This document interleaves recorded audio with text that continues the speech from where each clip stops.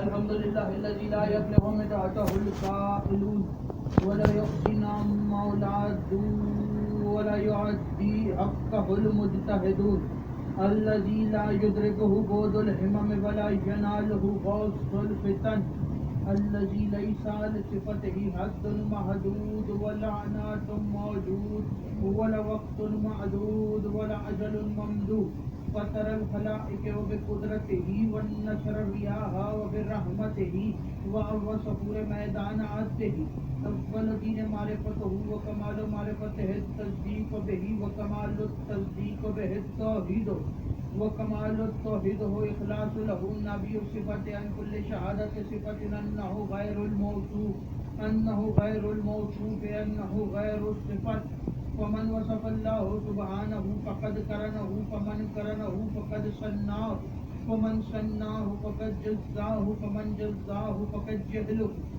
جهله فمن إشار إليه فقد عاده فمن عاده الصلاة والسلام والتحية والإكرام على النبي الرحمة وقادر المغفرة وقائد خير والبركة ومنتج العباد من الهلكة سيدنا ومولانا بالقاسم محمد اللهم صل على محمد وآل محمد. دعا ہے پروردگار اعظم سے کہ بانیان کا یہ تمام ورد کے اخراجات کو جس قابل کو اپنی بارگاہ میں قبول و منظور فرمائے. آپ حضرات سے اس پر کی عذاب پہ چلایا میرا عزیز خالق اللہ اپنی بارگاہ میں قبول فرمائے. کوئی غم نہ دے سوائے غم حسین کے. لاکھوں دعاؤں کی ایک دعا میرے اللہ قبر کی پہلی رات ہو زیارت امیر نصیب فرما. قیامت کا دن ہو شفاعت شبیر نصیب فرما. محشر کے روز ایک ہاتھ میں قرآن ایک ہاتھ میں دامن اہل بیت نصیب فرما. ہمارے آخری وارث کا ظہور جلد سے جلد فرما. ہمیں امام کے انوار و انصار میں شامل فرما. اور ہر عزادار کو مرنے سے پہلے لازمی ایک مرتبہ تمام زیارات مقدسہ کی زیارت نصیب فرما. تمام دعاؤں کو قبولیت تک پہنچائیں. سہارا درود کریں ایک دفعہ مل کے سارے بلند آواز سے صلوات کریں. اللہم صلی علی محمد وآل محمد. اجازت ہے بات شروع کی. اللہ آغاز محرم الاحرام ہے 1444 ہجری کا چاند آسمان پہ نظر آ گیا ہے.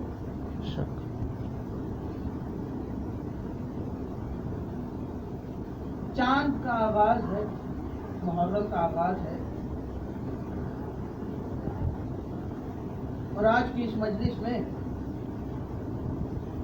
ایک پیغام سے میں آغاز کرتے ہوئے چلوں گا کہ آج ہر اہل بیت کے چاہنے والے کو یہ عہد کرنا ہے جو حسین کو حسین مانتا ہے, جو غازی عباس کا علم اٹھاتا ہے, کہ یہ اپنے آپ کو صرف محرم میں تبدیل نہیں کرتا. اس دفعہ کوشش کرنی ہے کہ محرم کے بعد بھی خود کو تبدیل کریں. کیا کہیں, جب محرم کے بعد خود کو تبدیل کرنے کے لیے کوشش کریں گے, حسین کی راہ پہ محرم کے بعد آنے کی کوشش کریں گے, پھر پتہ چلے گا کہ اہل بیت کی اصل راہ ہے کیا. بے شک عشرہ محرم کا آغاز ہے اور کل سے انشاءاللہ عنوان پہ گفتگو ہوگی. مسلسل جتنی مجالس میں فضائل اعتبار سے آپ کی گفتگو ہوگی وہ عنوان کے اوپر ہوگی. آج صرف 2-3 باتیں کرنی ہیں اور چاند کے مسائل. حسین کسی عام ہستی کا نام نہیں. خدا را اپنے آپ کو بدلو. حسین کو صرف 10 دنوں کے لیے نہیں مانا. حسین صرف 10 دنوں کے لیے نہیں آتے. سارا سال حسین کرو. جتنا ہو سکے حسین کے اس پیغام کو یاد کرو جو حسین نے کربلا میں پہنچایا.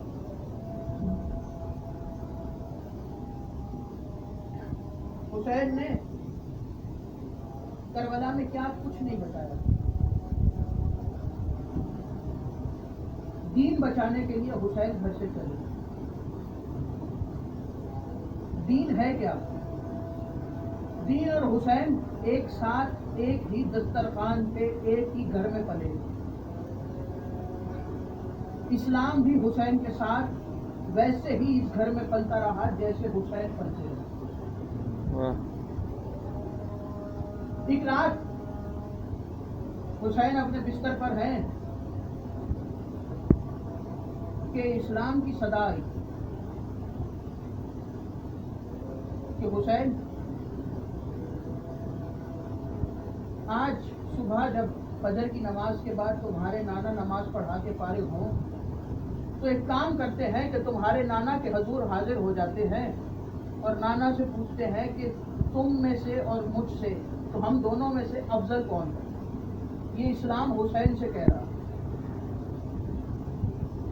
کہ نانا کے حضور حاضر ہو کے رسول خدا سے پوچھتے ہیں کہ ہم دونوں میں سے افضل کون ہے, اسلام افضل ہے یا حسین افضل ہے. کیا کہنے. حسین کی آواز آئی ٹھیک ہے.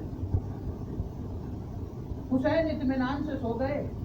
اسلام ساری رات جاگتا رہا. توجہ سے سنیے گا, اسلام ساری رات جاگتا رہا.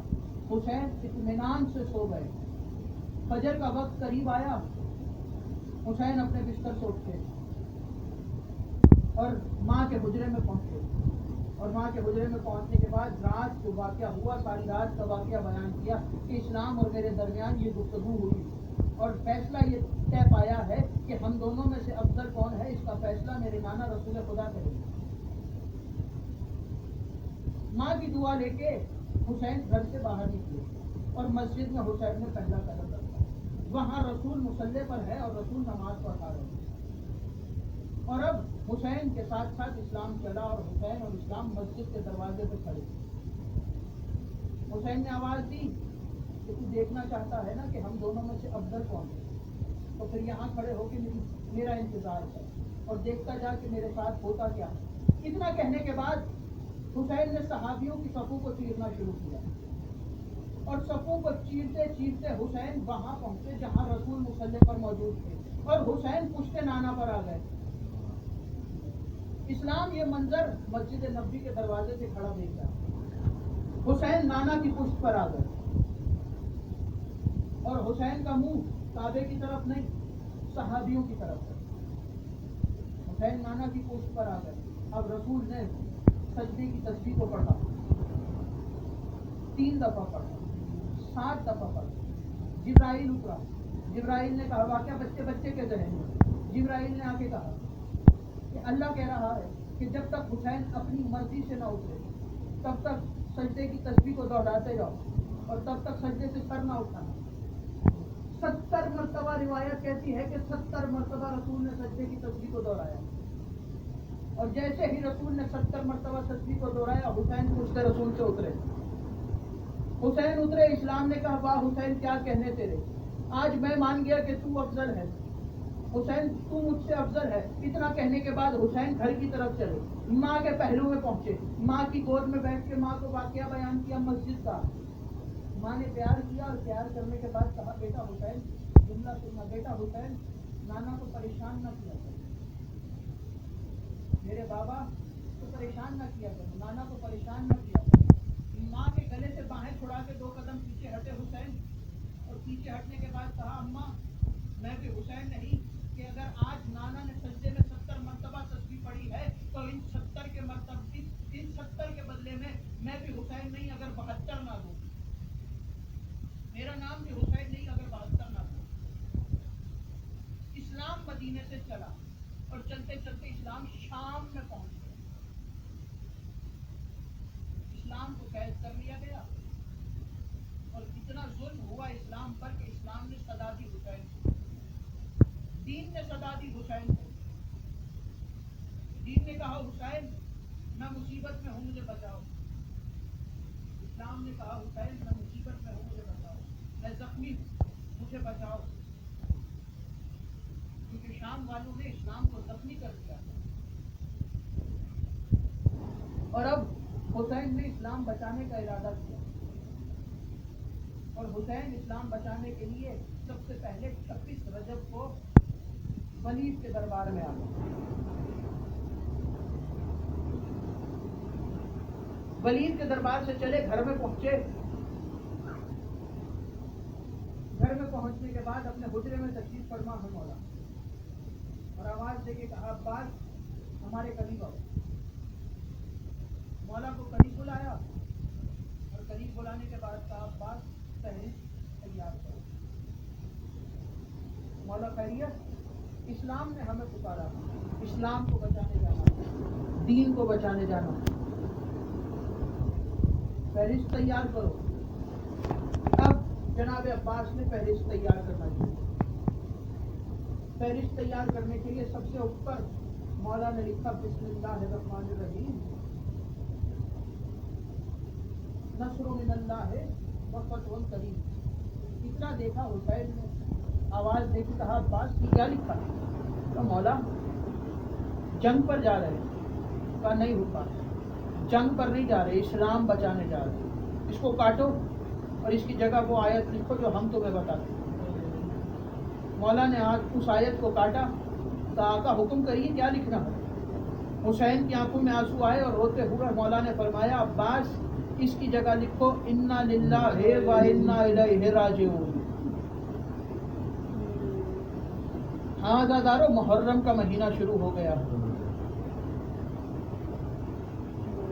जानते हो ये आज की रात कौन सी रात है? हुसैन की ये रात रस्ते में है, और अभी हुसैन बहनों की नजरों के सामने है। अब्बास अभी जिंदा है, अकबर के सीने में अभी बर्छी का फल नहीं लगा। ज़ैनब उम्मे कुलसूम के सर पर रिदा भी मौजूद है। मिस्र का एक रहने वाला है, और हर बरस यकम से 10 मुहर्रम मौला हुसैन का आशरा करता है अपने घर में। एक वक्त ऐसा आया कि कर्जों में इतना डूब गया और गरीब इतना हो गया कि मुहर्रम का चांद आसमान पर तुलू हो गया, और उसके पास एक पैसा भी ना बचा कि वो घर में हुसैन की फर्श अज़ा बिछा सके। हर तरफ से कोशिश कर ली, लोगों से कर्जे मांग लिए, हर तरह की कोशिश कर ली कि किसी तरह से ज़हरा के लाल की फर्श अज़ा मेरे घर में बिछ जाए। लेकिन जब बिल्कुल नाकाम हो गया तो अपने घर की छत पे आया, और जैसे ही मुहर्रम का चांद आसमान पर तुलू हुआ, आसमान की तरफ, चांद की तरफ देख के कहता है काश तू मेरी जिंदगी में तुलू ना हुआ होता। आज मैं इतना गरीब हो गया हूँ कि गरीब ज़हरा की फर्श अज़ा को अपने घर में नहीं बिछा सकता। चांद से गुफ्तगू कर रहा था कि पीछे से बीवी आई। जोजा ने आके हिलाया और आके कहा कि परेशान ना हो, मेरे पास एक कीमती चीज है। समझा कि शायद औरत है, औरतें अपना कुछ ना कुछ जेवर छुपा के रखती है, शायद कोई जेवर छुपा के रखा हो। फौरन पूछा क्या तूने कुछ जेवर छुपा के रखा है या कोई कीमती चीज छुपा के रखी है? उसने कहा नहीं, उससे भी कीमती चीज है मेरे पास, मेरे साथ चल। अपने शौहर का हाथ पकड़ा और चलते चलते वहां आ गई जिस हुजरे में उसके दोनों बेटे सो रहे थे। बेटों के करीब लाके शौहर को खड़ा किया, और खड़ा करने के बाद कहा ये है वो 2 कीमती चीजें जो मेरे पास है हुसैन की फर्श अज़ा बिछाने के लिए। शौहर ने देखा और देख के कहा कि कहना क्या चाहती है? उसने कहा कि जाओ हुसैन के नाम पे हुसैन का सदका बना के गुलामों के बाजार में गुलाम बना के बेच आओ। दोनों बेटों को लिया और गुलामों के बाजार में पहुंचा। अब गुलामों के बाजार में पहुंच के सारा दिन गुजर गया, किसी ने बच्चों को ना खरीदा। जब सारा दिन गुजर गया और किसी ने ना खरीदा और सारा बाजार खाली हो गया, अब परेशान हुआ और रो के कहा बीबी आपके लाल की किस्मत, इस बरस में आपके हुसैन की फर्श अज़ा नहीं बिछा सकता। बीवी मुझे माफ कीजिएगा। अभी इतना कहना था कि उसको बाजार में घोड़े की टापू की आवाज आई। घोड़े की टापू की आवाज सुनी तो उस तरफ मुंह करके देखा तो एक घुड़सवार उसकी जानिब आ रहा। चेहरा निकाब से ढका हुआ था और कांधों पे ابا کی. گھڑ سوار قریب آیا اور آ کے کہا کہ غلام بیچے گا؟ اس نے کہا بیچوں گا. کتنے کے بیچے گا؟ اس نے کہا اگر کوئی مجھے دنیا بھی ان کے بدلے میں دینا تب بھی میں نہ دوں، لیکن میری مجبوری ہے، میں نے گھر میں زہرا کے لال کا فرش بچھانا، مجھے اتنے پیسے دے دے کہ میں گھر میں 10 دن کے لیے حسین کی فرش عزا بچھا سکوں. اس نے کہا کہ ٹھیک ہے. وہ گھوڑے کے قدموں کے ساتھ ایک پوٹلی بندھی ہوئی ہے، اس کو کھول لے اور ان بچوں کو گھوڑے پہ سوار کر دے. اتنا کہنا تھا کہ 2 قدم پیچھے ہٹا اور پیچھے ہٹنے کے بعد کہا مجبور ہوں،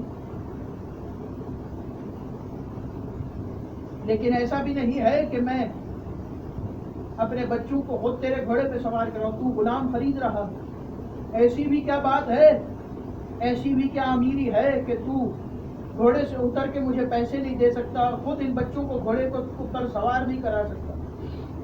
تو آواز آئی کہ میری ایک مجبوری ہے. ایسی بھی کیا مجبوری؟ آواز دے کے کہا میرے دونوں بازو نہیں ہیں، اس لیے میں ان دونوں کو اپنے ساتھ سوار نہیں کرا. اگر میرے بازو ہوتے تو میں دونوں کو اپنے سینے سے لگا کے لے کے جاتا.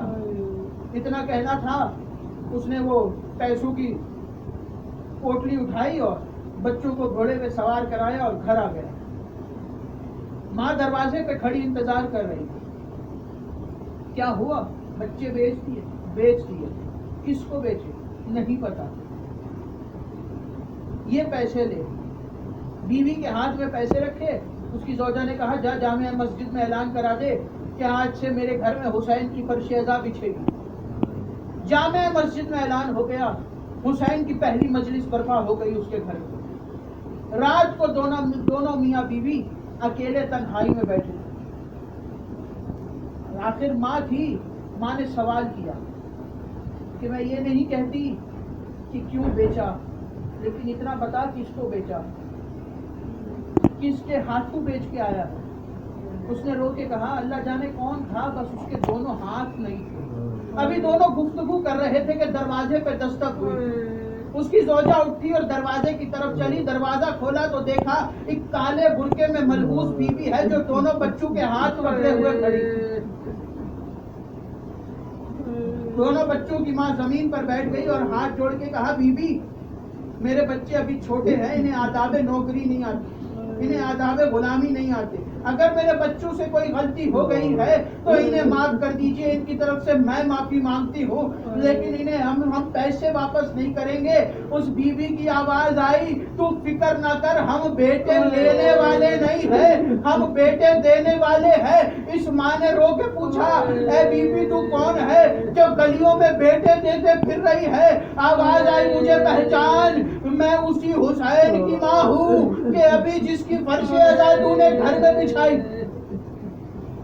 ابھی جس کی فرش عزا تو نے گھر میں بچھائی. حسین، آخری 2 جملے سننا. حسین مدینہ سے چلے، نانا کے روضے پہ پہنچے، نانا کے روضے پہ سلام کیا. ماں کی تربت پہ آئے دونوں بہن بھائی ماں کی تربت پہ آئے. ماں کو آخری ودا کیا. جناب زینب نے گفتگو کی. کہا اماں آپ نے وصیت کی تھی کہ حسین جہاں جائے حسین کا ساتھ نہ چھوڑنا. آج بھیا مدینہ چھوڑ رہا ہے، میں حسین کے ساتھ جا رہی ہوں. اماں میں وعدہ پورا کر رہی ہوں، آج میں آخری چراغ جلانے آئی ہوں. اگر زندگی رہی اور میں واپس مدینہ آئی تو میں آپ کی قبر پہ وعدہ کرتی ہوں آ کے چراغ جلاؤں گی. عزاداروں اتنا کہے گے دونوں بہن بھائی اٹھے کہ قبر زہرا ہلی اور قبر زہرا سے آواز آئی اے زینب و حسین پریشان نہ ہونا، جہاں جہاں حسین وہاں وہاں تمہاری یہ قریب ماں ہوگی. اتنا کہنے کے بعد عزاداروں قافلہ چلا اور چلتے چلتے 2 محرم کو قافلہ کربلا پہنچا. 2 محرم قافلہ کربلا میں پہنچا. 9 محرم کی رات آ گئی، شب عاشور. راوی کہتا ہے آدھی رات کے وقت میں نے دیکھا حسین اپنے خیمے سے نکلے اور تنہا مقتل کی جانب چل پڑے. کہتا ہے کہ میں مولا کے پیچھے چلا تو مولا نے کہا کیوں آ رہا ہے؟ تو اس نے کہا میں نے کہا مولا آپ تنہا مقتل کی طرف جا رہے ہیں, مقتل میں 9 لاکھ کی فوج ہے, میں آپ کو تنہا نہیں جانے دے سکتا. حسین نے کہا چل میرے پیچھے آ جا. راوی کہتا ہے میں مولا کے پیچھے چلا اور ایک مرتبہ ایک مقام پر حسین رکے اور رکنے کے بعد کہا اس مقام کو پہچانتا ہے؟ اس نے کہا نہیں مولا میں نہیں پہچانتا. حسین کی آنکھوں میں آنسو آئے اور رو کے کہا یہ وہ مقام ہے جہاں کل میرے اون و محمد کے لاشیں ملیں گے. آگے قافلہ بڑھا, آگے حسین بڑھے, ایک مقام پہ رک کے کہا یہ وہ مقام ہے جہاں کل میرے عباس کا دایا بازو قلم ہوگا. یہ وہ مقام ہے. حسین آگے بڑھتے جا رہے ہیں اور مقام گنواتے جا رہے ہیں. یہ وہ مقام ہے جہاں میرے حسین کا میرے عباس کا بایاں بازو قلم ہوگا. یہ وہ مقام ہے جہاں میرے قاسم کی لاش کے ٹکڑے ہوں گے. یہ وہ مقام ہے جہاں میں اکبر کے سینے سے برچھی کا پھل نکالوں گا. ایک مقام پر راوی کہتا ہے حسین زمین پر بیٹھے اور چیخے مار کے رونے لگے. حسین روتے روتے کہتے ہیں یہ وہ مقام ہے کہ جہاں کل میں اپنے ہاتھوں پہ اپنے 6 مہینے کے اصغر کو لے کے آؤں گا اور سوال پانی کا کروں گا اور جواب میں تیر ملے گا. راوی کہتا ہے یہ سن کے میرے اوپر خش طاری ہوا. جب میں خشی کے عالم سے نکلا تو میں نے دیکھا مولا میرے سامنے نہیں ہے. اب میں نے مولا کو ڈھونڈنا شروع کیا. اب میری نظر پڑی کہ حسین مقتل میں ایک نشیب کی جانب اتر رہے ہیں. میں مولا کے پیچھے پیچھے چلا. تھوڑا قدموں پہ تھوڑا فاصلہ تھا کہ میں نے رک کے منظر دیکھا کہ حسین کربلا کی زمین پر لیٹے ہوئے ہیں اور کسی کو صدا دے رہے ہیں آجا اماں تیرا لال حسین کربلا میں آ گیا. اتنا کہنا تھا. اور راوی کہتا ہے کہ میں نے صاف آواز سنی, ایک نشیب سے آواز آئی حسین تیری ماں فاطمہ زہرا 2 محرم سے اپنے بالوں سے تیری ماتم